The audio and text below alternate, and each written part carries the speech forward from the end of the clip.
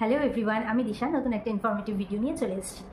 তো যখন কোনো ক্রিমিনাল কেস হয়, কোনো ক্রিমিনাল কেস হলে যে অ্যাকিউজড থাকে, মানে যে অভিযুক্ত থাকে, যিনি বা যারা, একজনের বেশিও হতে পারে, একজনও হতে পারে, তো যারা অভিযুক্ত থাকে, তো তাদের এবং তাদের পরিবারের লোকের বা তাদের যারা শুভাকাঙ্ক্ষী রয়েছে, তাদের মূল উদ্দেশ্য এটা হয়ে যায় যে কি করে বেল হবে।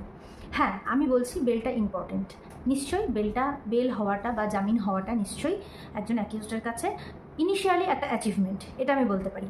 কিন্তু বেলটা তো যেমন গুরুত্বপূর্ণ, নিশ্চয়ই গুরুত্বপূর্ণ, কিন্তু বেলের সাথে সাথে যে জিনিসটা মানুষ বোঝে না বা অ্যাকিউজ তিনি বোঝেন না বা তার বাড়ির লোক যারা, তারা যেটা বোঝে না সেটা হচ্ছে যে বেল হচ্ছে একটা সাময়িক জিনিস। কিন্তু মানে যতক্ষণ পর্যন্ত সেই কেসের পুরো ট্রায়াল শেষ না হবে, কেস যতক্ষণ শেষ না হবে, ততক্ষণ পর্যন্ত কিন্তু বেল হচ্ছে একটা সাময়িক জিনিস।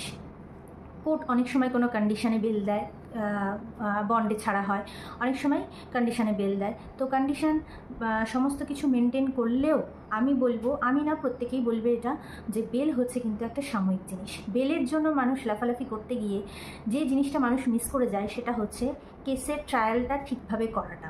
আমি মনে করি, আমি না, প্রত্যেক একটা অ্যাডভোকেটই মনে করে যে কেসের ট্রায়ালটা ঠিক মতন হওয়া, যে কোনো ক্রিমিনাল কেসের ট্রায়ালটা ঠিক মতন হওয়া কিন্তু ভীষণ গুরুত্বপূর্ণ, বেলের থেকেও অনেকাংশে বেশি গুরুত্বপূর্ণ।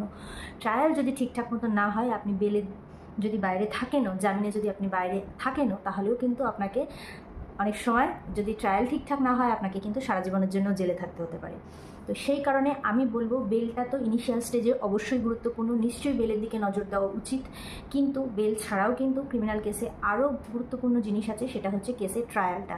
ট্রায়াল যদি ঠিকঠাক মতো না হয়, তাহলে কিন্তু কেসের কোনো গুরুত্বই থাকবে না, এবং লাস্ট পর্যন্ত কিন্তু কি হবে সেটা কেউ বলতে পারে না।